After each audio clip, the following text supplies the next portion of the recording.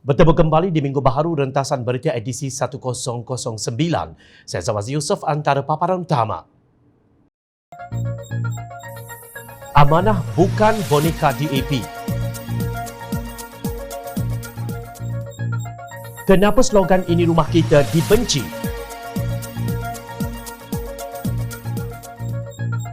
Tiba masanya PAS dilabelkan sebagai parti ekstrim. Siapa hakikatnya yang menyusahkan rakyat?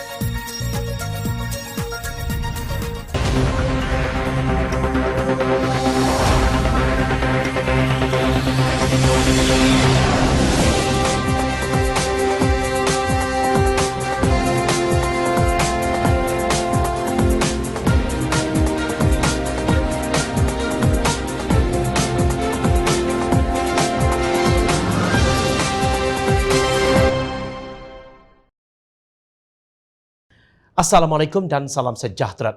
Pilihan Raya Negeri Melaka kali ini pelbagai tomahan dihemburkan oleh pemimpin bersatu terhadap Pakatan Harapan yang dahulu membantu untuk memenangkan mereka pada pilihan raya umum ke-14 yang lalu. Namun kedangkalan kenyataan mereka itu membuka pekong di dada mereka sendiri.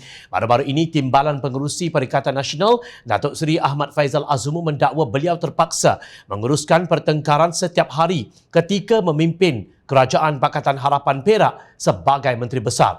Beliau mendakwa DAP dan Amanah sentiasa berjuang untuk kepentingan agenda parti masing-masing. Ketika saya dijadikan Menteri Besar Perak Kerajaan Pakatan Harapan dengan DAP dan PAN atau Amanah, hari-hari kerja saya bergaduh atau menguruskan pergaduhan dalam mesyuarat. Pada setiap Rabu ada mesyuarat Exco. Nak adakan satu mesyuarat tu, kena buat 3-4 mesyuarat lain katanya. Bagaimanapun kenyataan beliau itu dibidas oleh Pemuda Pakatan Harapan. Ketua Pemuda Pakatan Harapan Howard Lee menyelar sikap bekas Menteri Besar Perak Datuk Seri Ahmad Faizal Azumu yang acap kali melaga-lagakan hubungan baik antara ahli-ahli Exco apabila sesuatu isu bangkit yang tidak mencapai konsensus antara keempat-empat parti. Kata Howard, sekiranya ada pun pergaduhan antara Amanah dan DAP tidak sehingga seperti antara PAS, UMNO dan Bersatu di negeri Perak, sehingga Menteri Besar Bersatu diguling oleh rakan mereka sendiri dari UMNO. Nasihat saya kepada beliau dari orang Perak kepada orang Perak, nak berdakwah pun jangan ludah langit atau muka Mika sendiri yang kena. Jangan ingka nak nyangkoi kubu orang. Nanti Mika sendiri jangan jerombak ke dalam, sindir Howard. Maksudnya, kalau hendak berbohong, jangan sampai meludah ke langit sehingga muka sendiri yang kena. Jangan seronok sangat menggali kubur orang, nanti sendiri pula yang jatuh ke dalam. Beliau mengambil contoh cadangan pembinaan sebuah kilang memproses Non-Radioactive Rare Earth Elements atau NRREE di Perak dan kilang pemrosesan minyak dan gas. Wakil Keadilan DAP dan Amanah telah menyuarakan kekhawatiran dan kebimbangan mereka berkaitan alam sekitar yang pasti akan terjejas. Tetapi kata Howard, di luar mesyuarat, Faizal membisikkan kepada ahli Exco yang menolak cadangan tersebut kononnya ada Exco dari Parti Rakan dan DAP telah bersetuju. Akhirnya kami dapat tahu kesemua itu adalah tidak benar dan hanya kisah dongeng ciptaan mantan yang amat berhormat MB itu sendiri. Banyak lagi contoh kejadian tipu-menipu seperti ini. Namun saya tidak menulis hanya untuk membuka aib beliau. Itu bukanlah tujuannya. Jelas Howard. Malah ahli Dewan Undangan Negeri Pasir Pinji itu menegaskan keadaan ini bukan sahaja berlaku antara parti yang berbeza, malah ada ketika ia dari parti yang sama. Selaku salah seorang anggota Exco Majlis Mesyuarat Kerajaan yang dikepalai oleh beliau, saya boleh sahkan bahawa meski ada ketegangan antara ahli-ahli individu, perhubungan antara DAP dan Amanah tidak pernah sampai bergaduh, ujarnya. Howard tidak menafikan selama ketiga-tiga parti Amanah, DAP dan Keadilan bersama masing-masing agak kerap membawa pendapat dan pendirian yang berbeza. Namun akhirnya kita tetap mendakap semangat mesti pendapat yang berbeza. Tetapi akhirnya kami pertahankan keputusan yang dibuat secara bersama berat sama dipikul, ringan pula sama dijinjing. Seperti biasa, YB Menteri Belia dan Sukan yang sentiasa mahu menampilkan persona yang sempoi dan bersahaja sebenarnya lidah bercabang dan bermuka-muka. Tetapi tidak mengapa, seperti biasa, kata-kata beliau hanya akan menyedarkan orang ramai di atas kepribadian beliau sahaja, tegas Howard. Sementara itu, Timbalan Ketua AMK Perak Muhammad Alif Ashraf Abdul Rahim menyifatkan Ahmad Faizal gagal menjalankan tugasnya sehingga dianggap menjadi punca masalah kepada Pakatan Harapan di negeri Perak.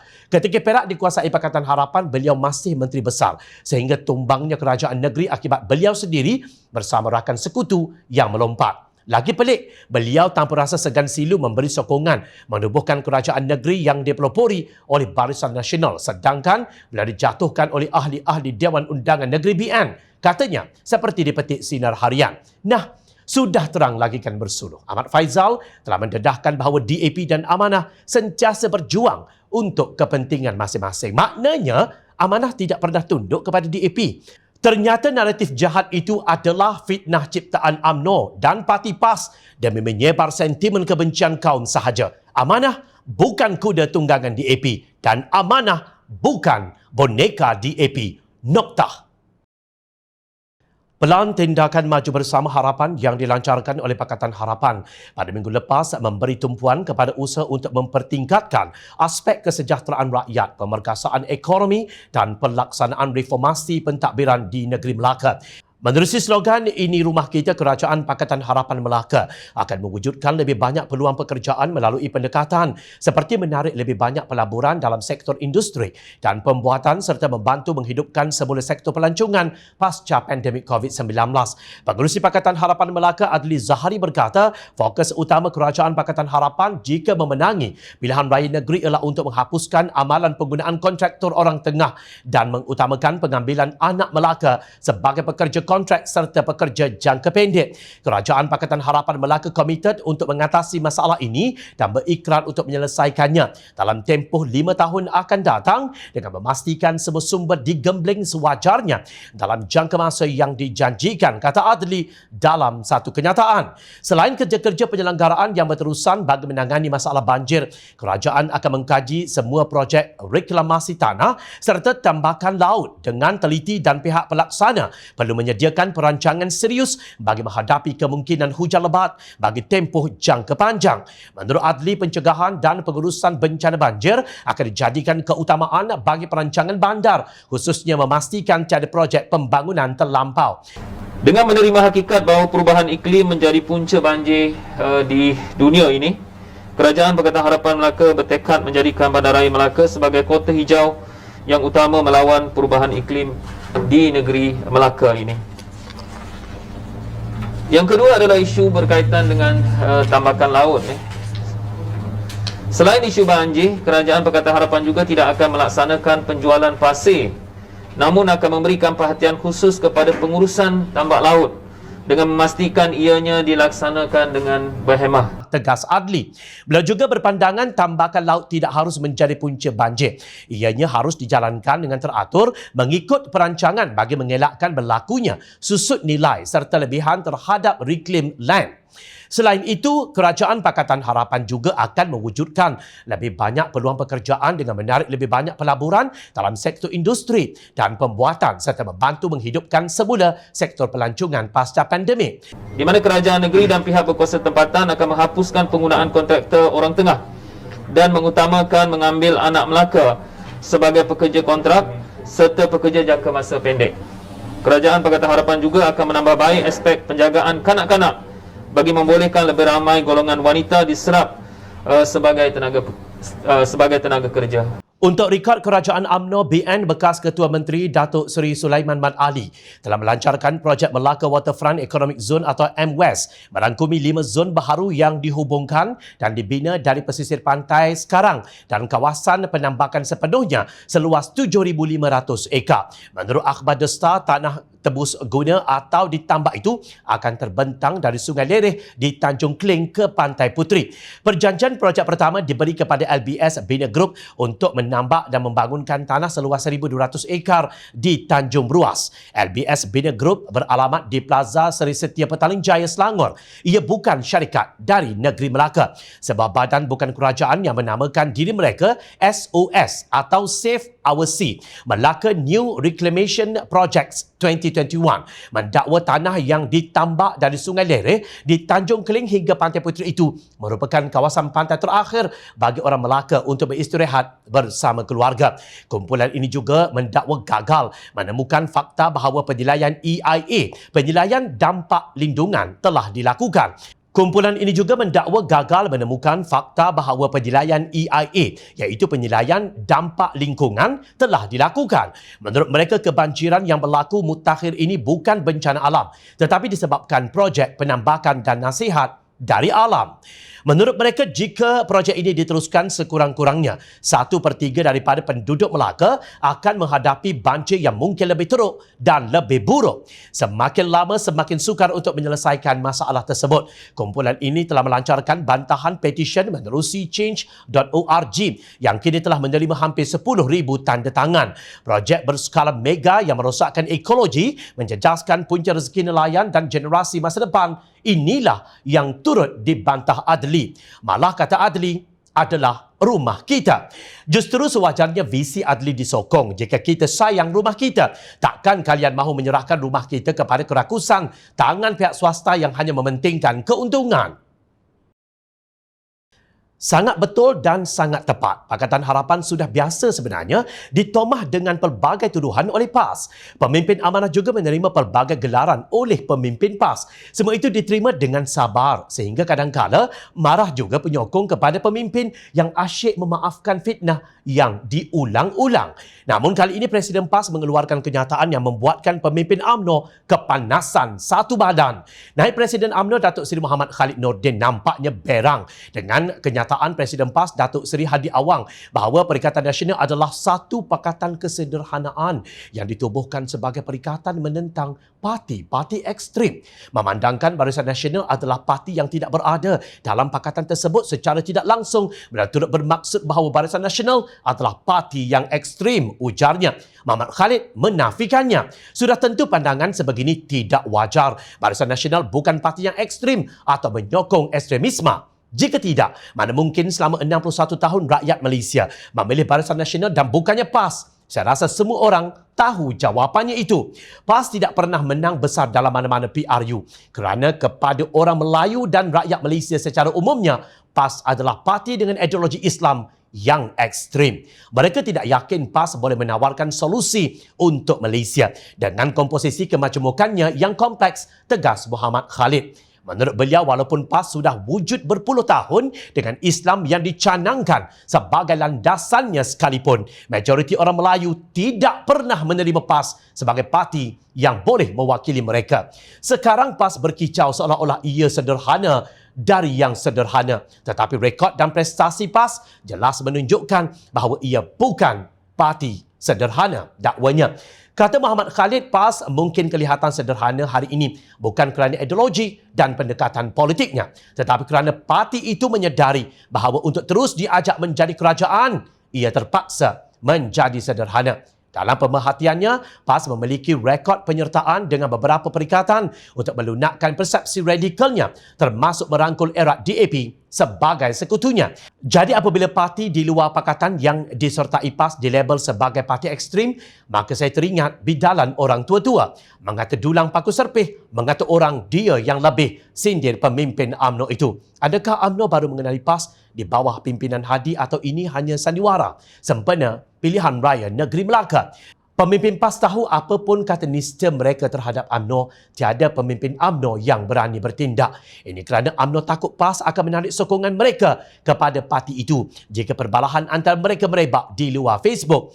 Situasi ini berbeza dengan pendirian Pakatan Harapan terhadap Barisan Nasional maupun Perikatan Nasional. Dakwaan pemimpin Perikatan Nasional termasuk Ketua Penerangan PAS, Kamarul Zaman Muhammad, bahawa gerombolan itu telah menjalankan tugas dengan cemerlang tak kala memegang tampuk pemerintahan umpama satu lelucon sahaja.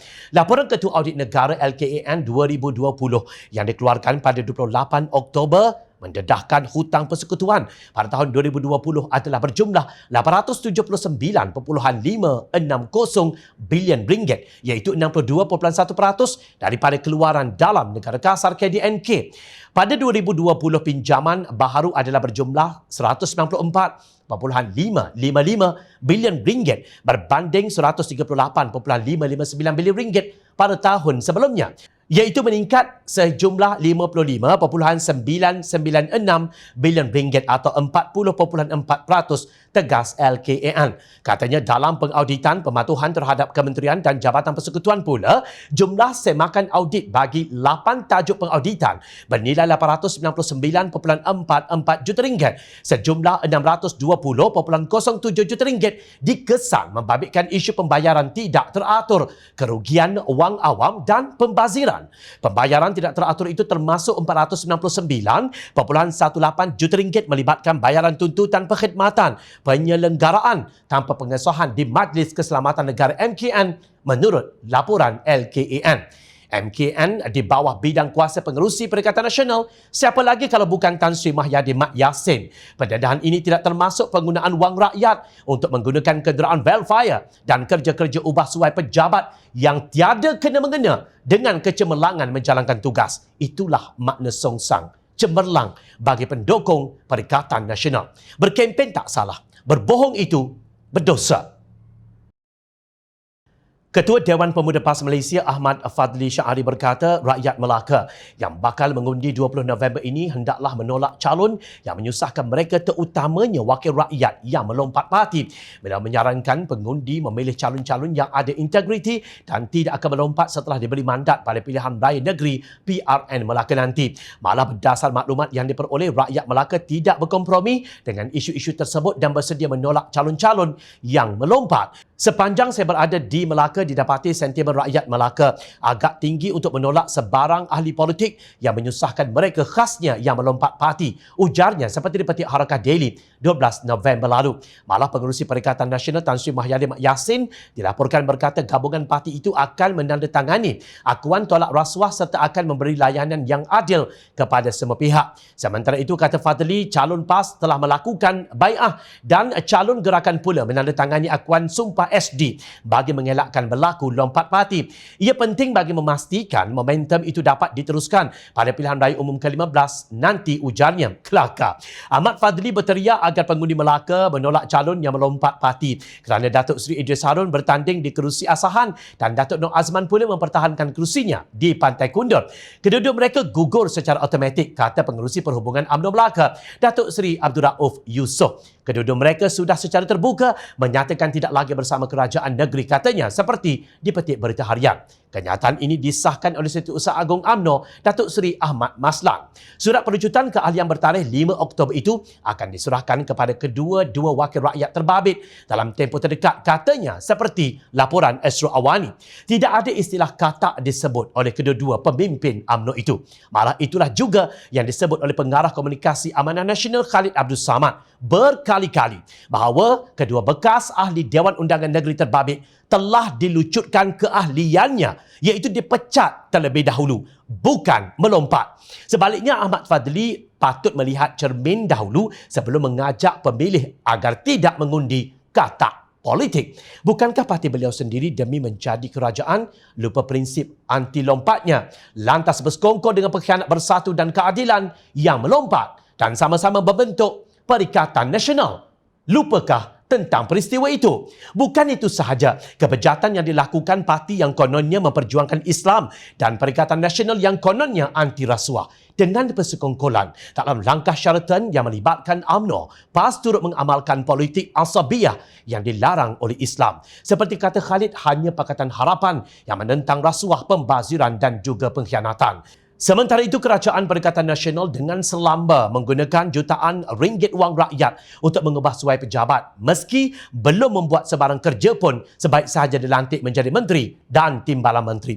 DAP dimomokkan sehingga Melayu Islam menjadi takut kepada bayang-bayang mereka sendiri. Berguru kepalang ajar bagai bunga kembang tak jadi. Itulah ciri-ciri sikap dan kelakuan gerombolan kakistokrasi yang mendominasi Kerajaan Persekutuan. Kerana tindakan tidak cerdik mereka, ekonomi merudum, pelabur lari lintang pukang, puluhan ribu hilang pekerjaan, pengangguran meningkat dan ribuan syarikat jatuh muflis. Semua data-data itu ada di hujung jari. Rajin-rajinlah mencari kebenaran. Justru Jom Channel ingin mengulangi soalan yang diajukan Ahli Parlimen Shah Alam kepada pemimpin Perikatan Nasional dan juga Barisan Nasional. Jika Kerajaan Pakatan Harapan dikatakan gagal, berapa ramaikah rakyat yang sudah lari dari Selangor mencari rezeki di negeri-negeri ditadbir sama ada oleh UMNO mahupun PAS seperti Kelantan, Terengganu, Johor dan Melaka berbanding dengan bilangan yang meninggalkan negeri-negeri tersebut untuk mencari kehidupan yang lebih sempurna dan lebih baik di negeri Selangor ini. Ingat, rakyat sentiasa memerhati.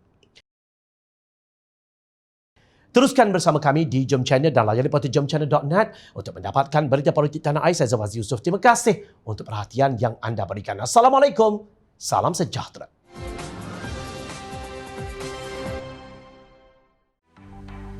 Mencari maklumat dan berita politik yang bebas, kupasan yang tepat, panas.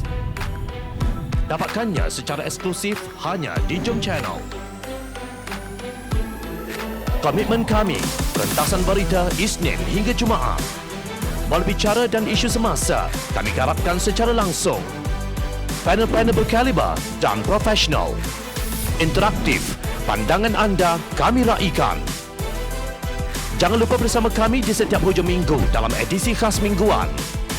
Jom Channel, moving forward, sharing a new experience.